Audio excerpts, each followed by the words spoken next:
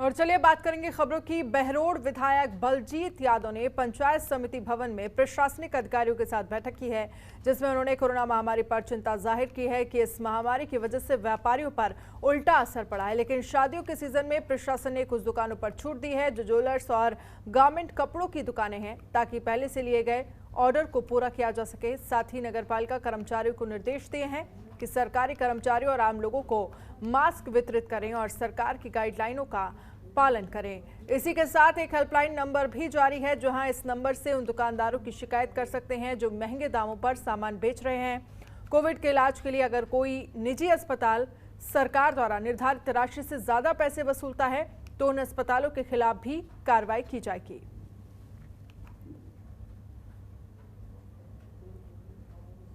आज कोरोना को लेकर के, इस कोरोना से जो भी जनजीवन प्रभावित हो रहा है, उसके संबंध में चर्चा हुई कि किस प्रकार से हम कोरोना को रोक सकते हैं और पब्लिक को किस प्रकार से हम जागरूक कर सकते हैं। इन सब पे चर्चा हुई, जिसमें हमने डिसाइड किया कि गांव-गांव अनाउंसमेंट करवा कर भी हम पब्लिक को जागरूक करेंगे और जो लोग नियम कानून कायदे को ताक में रख रहे हैं, सरकार की गाइडलाइन की पालना नहीं कर रहे हैं, उनके खिलाफ भी सख्ती रखेंगे। साथ ही साथ प्रशासन को मैंने ये भी कहा है कि बेवजह किसी का चालान ना काटें, बेवजह छोटे दुकानदार या कोई रेडी वाले को परेशान ना करें। हनुमानगढ़ में जिलाधिकारी नथमल डिडेल ने जिला अस्पताल का निरीक्षण किया, जहां अस्पताल में ऑक्सीजन सिलेंडर की उपलब्धता का भी जायजा लिया और साथ ही कहा कि जिले में कोविड नियंत्रण और मुख्यमंत्री चिरंजीवी स्वास्थ्य बीमा योजना में ज्यादा से ज्यादा रजिस्ट्रेशन करवाना प्राथमिकता में रहेगा। उन्होंने कहा कि कोविड को लेकर आने वाले 20 दिन बहुत महत्वपूर्ण हैं। कहीं भी अगर कोई पॉजिटिव केस आता है तो 24 घंटे के अंदर कोरोना पॉजिटिव व्यक्ति के पास प्रशासन की टीम का कोई सदस्य आवश्यक रूप से पहुंच जाना चाहिए, ताकि वो पॉजिटिव व्यक्ति को आने वाली 15 दिन तक घर रहने के लिए दिशा निर्देशित करे। साथ ही कोरोना वैक्सीनेशन 100% करवाने को लेकर कहा है कि जिन लोगों ने कोरोना का टीका लगवा लिया है, वो अगर कोरोना पॉजिटिव भी हो गए हैं तो उनमें कोरोना के लक्षण कम दिख रहे हैं और वो जल्द ही ठीक हो रहे हैं, इसीलिए सभी को वैक्सीन लगवानी चाहिए।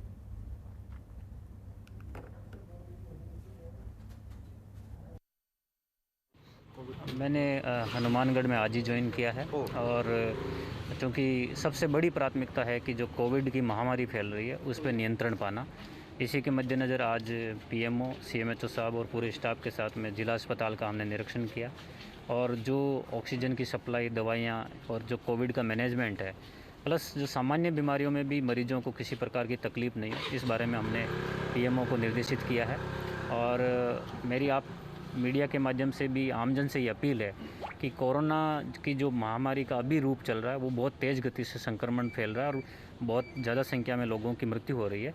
तो प्रत्येक व्यक्ति अपनी जिम्मेदारी को समझे और माननीय मुख्यमंत्री जी की जो भावना है कि सेल्फ जो अनुशासन है वो लाना होगा हमें अपनी ज़िंदगी में।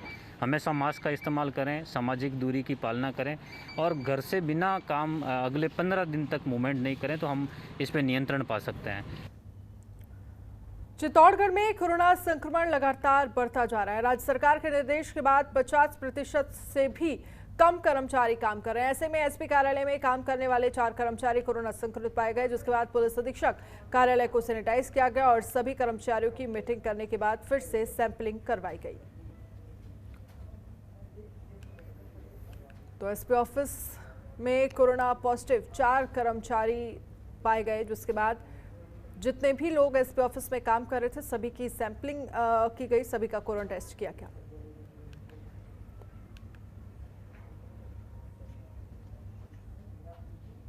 धौलपुर में पुलिस अधीक्षक कार्यालय से एसपी केसर सिंह शेखावत भारी पुलिस बल के साथ शहर के निरीक्षण पर निकले, जहां उन्होंने गुलाब बाग चौराहे से पूरे शहर में पैदल मार्च किया और जो भी रास्ते में लोग कोरोना गाइडलाइन का उल्लंघन करते हुए मिले उनके चालान काटकर जुर्माना वसूला गया। उन्होंने लोगों से अपील की कि वो लोग कोरोना गाइडलाइन की पालन करें और 2 गज की दूरी बनाए रखें, साथ ही मास्क पहनकर ही घर से बाहर निकलें और बेवजह घर से बाहर निकलने से परहेज करें।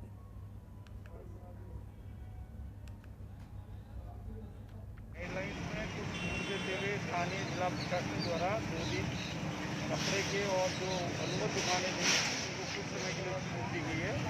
इसको देखते हुए आज काफ़ी भीड़ देखी गई। इसको नियंत्रित करने के लिए पर्याप्त पुलिस जाब्ता तैनात किया गया और सख्ती से कार्रवाई करने के निर्देश दिए। उदयपुर के हाथीपोल थाना पुलिस और डीएसटी की संयुक्त टीम ने एक बड़ी कार्रवाई को अंजाम दिया। रेमडेसिविर इंजेक्शन की कालाबाजारी करने पर 3 आरोपी को गिरफ्तार किया है, जहां आरोपी 45,000 में 1 इंजेक्शन का सौदा कर रहे थे। कार्रवाई में सुभाष गर्ग नाम के आरोपी से 3 रेमडेसिविर इंजेक्शन भी बरामद किए गए। आपको बता दें कि उदयपुर की हिरण मगरी पुलिस और डीएसटी के संयुक्त कार्रवाई में पहले भी एक निजी अस्पताल डॉक्टर और सेकेंड ईयर के MBBS स्टूडेंट को रेमडेसिविर इंजेक्शन का 35,000 से सौदा करते हुए रंगे हाथ गिरफ्तार किया था। इसी को लेकर पुलिस ने आगामी कार्रवाई की, जिसमें 3 आरोपी को गिरफ्तार किया। पुलिस आरोपियों से कड़ी पूछताछ कर मामले की जांच में जुट गई है।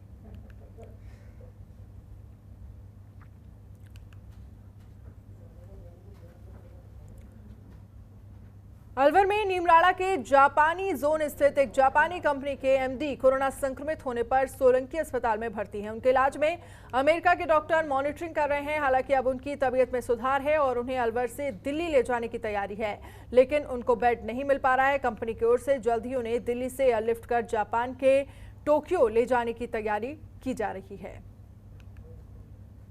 तो अमेरिका के डॉक्टर कर रहे हैं मॉनिटरिंग।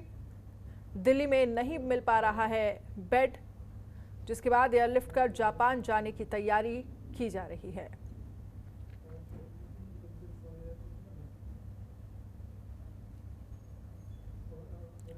धौलपुर में जिलाधिकारी ने कर्फ्यू में 2 दिन की ढील दी, जिसके बाद लोगों ने कोरोना गाइडलाइन की धज्जियां उड़ाकर रख दी।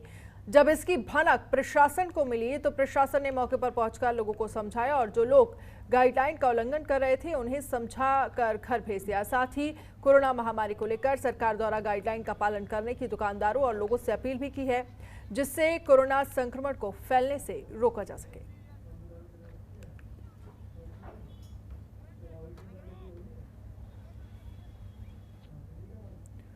तिजारा तहसीलदार द्वारका प्रसाद शर्मा और ईओ रामकिशोर गोयल ने संयुक्त कार्रवाई की है। दुकानदारों की ओर से नियमों का उल्लंघन करने पर 5 दुकानों को सील किया गया है, जहां बेवजह घूमने वाले दर्जनों लोगों के चालान काटे गए। और तहसीलदार द्वारका प्रसाद ने दुकानदारों से कहा है कि कोरोना महामारी की दूसरी लहर बहुत ही खतरनाक है। इससे बचने के लिए आम लोगों का सहयोग होना बेहद जरूरी है। 2 गज की दूरी, मास्क जरूरी के तहत ही ग्राहक को सामान देते थे। वहीं दुकानों पर कोरोना गाइडलाइन का पालन हो रहा है या नहीं, इसको ध्यान में रखते हुए तहसीलदार ने निरीक्षण किया और जो दुकानदार नियमों का पालन नहीं कर रहे उनके खिलाफ कार्रवाई की गई।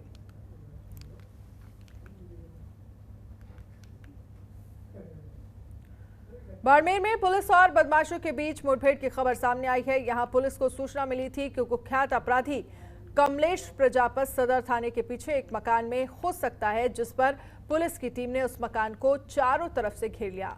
इस बात की भनक जब तस्कर को लगी तो उसने पुलिस पर फायरिंग करना शुरू कर दिया। पुलिस ने अपने बचाव में फायरिंग का जवाब दिया। इस दौरान तस्कर ने पुलिस कांस्टेबल के ऊपर गाड़ी चढ़ाने की कोशिश की। इस मुठभेड़ में कुख्यात तस्कर कमलेश प्रजापति की मौत हो गई। सांडेराव SHO दी तस्करी का वाहन ले जा रहा था, ऐसे नाकाबंदी तोड़ी और SHO के ऊपर गाड़ी चढ़ाई, जिसमें वो क्रिटिकली इंजर्ड हुआ और ये उस केस में वांटेड था। इसके अलावा अभी तक जो पता लगा है, इसके 2 और केस पुलिस कर्मियों पे हमले के रहे हैं। एक तो इसी ज़िले का, एक किसी और ज़िले में, और भी उस पर तस्करी, नारकोटिक्स और हथियार वगैरह के केसेस हैं, जिसका रिकॉर्ड अभी निकाला जा रहा है। ये सूचना पे हमने हमारे CO के निर्देशन में एक पूरी टीम बनाई और उन्होंने आकर के घर को घेरा, परंतु इसने जो है अपने घर का दरवाज़ा, गैरेज का दरवाज़ा तोड़ते हुए जो गाड़ी है वो बाहर निकाली और वो गाड़ी हमारे एक पुलिसकर्मियों पे चढ़ाई, जिसमें एक पुलिसकर्मी घायल भी हुआ। और ऐसे में सेल्फ डिफेंस में जो कुछ पुलिस के जवान थे, उन्होंने, एक पुलिस के जवान ने फायर किया और वो गोली उसके शरीर में लगी और जिससे उसकी मृत्यु हो गई। पाली जिले में खबरों के निष्पक्ष विश्लेषण के लिए सब्सक्राइब करें Jantantra TV and press the bell icon. Never miss any update.